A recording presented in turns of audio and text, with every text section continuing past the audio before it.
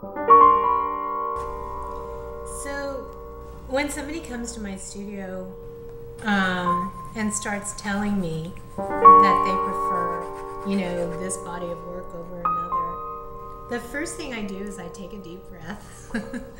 No, I mean, I've gotten much better about the way in which I don't take that so personally as an artist anymore, because I'm older and more grounded.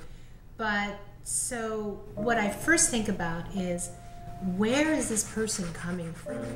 So it makes a difference if they're a curator of an institution like a museum or a gallery dealer or an art consultant.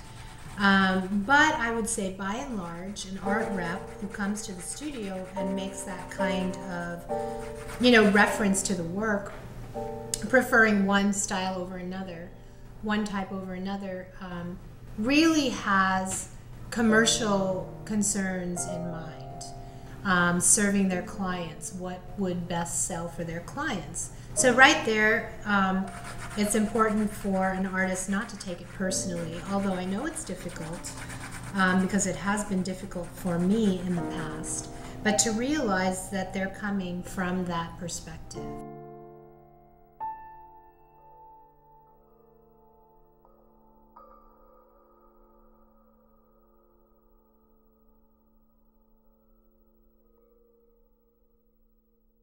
So on the second part of your question, I guess you were in reference to somebody that is not an art representative, but perhaps maybe a colleague, another artist, somebody else that, somebody else without that hat on that comes to your studio and tells you similar things about your work. The first thing is quite like the first part of the question, which is I would, consider, okay, how much does this person know about me, and how much do they really know about my work and the way that it has evolved over the years. So based on that, will be the measure of how much importance or significance I will place on what they're telling me, in terms of whether I think that they have a point and that possibly there's some truth to what they're saying. And also, the final arbiter, of course, is how much do I trust this person with what they're telling me. So those things I keep in mind when I hear these types of things about my work before I consider them for myself and consider acting upon them.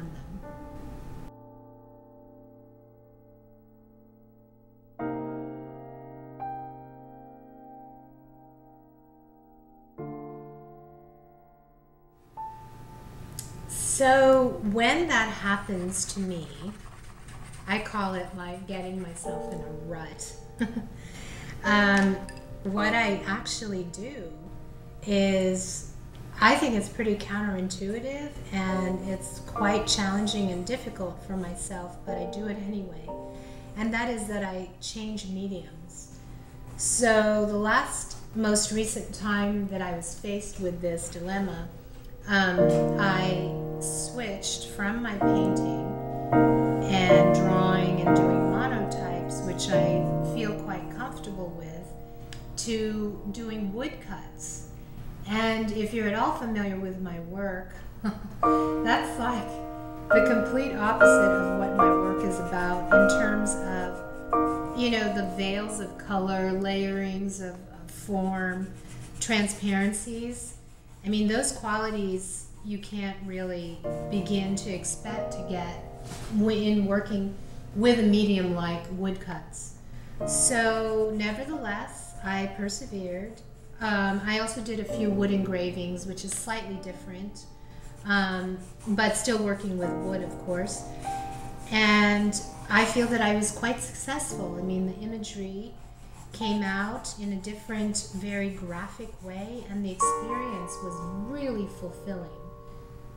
So I highly advise that for most artists to do when they start feeling like they're working formulaically.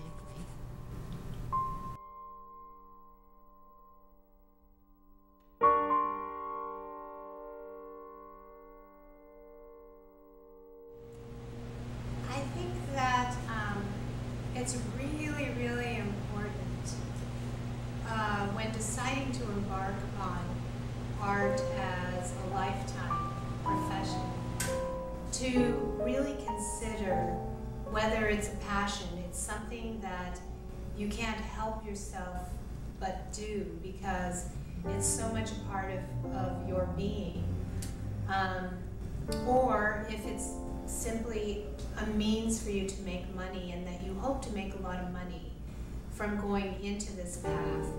Because if it's the latter reason, you know, the tendency will be to incline your mind towards creating work that will hopefully make you a lot of money. And often that is not in alignment with being true to yourself and true to the soul that really wants to create and express itself in the world. And the second piece of advice that I would give to artists is to learn to draw. No matter what kind of artist you are, even if you're a conceptual artist, or one that really, or a video artist, one that does not explicitly create with using your hands, I think that drawing is still a very basic foundational tool that all creative people should have under their belt, simply to be able to execute ideas really quickly, you know, when words just don't fit the bill with what you're trying to explain to somebody else. So for that reason, I believe you cannot be an artist without knowing how to draw. And the last is what will truly help if you have made the decision that, yes, this is what I want to do for the rest of my life, no matter what obstacles I have, no matter how many people tell me that it's the wrong thing for me to be doing, or my work is not good enough, any of those negative setbacks.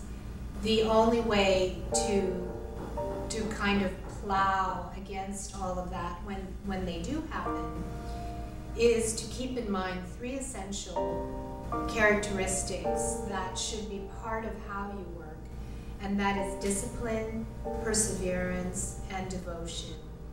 I've known that to be true, and coincidentally, these are 3 aspects that I find is necessary for spiritual practice.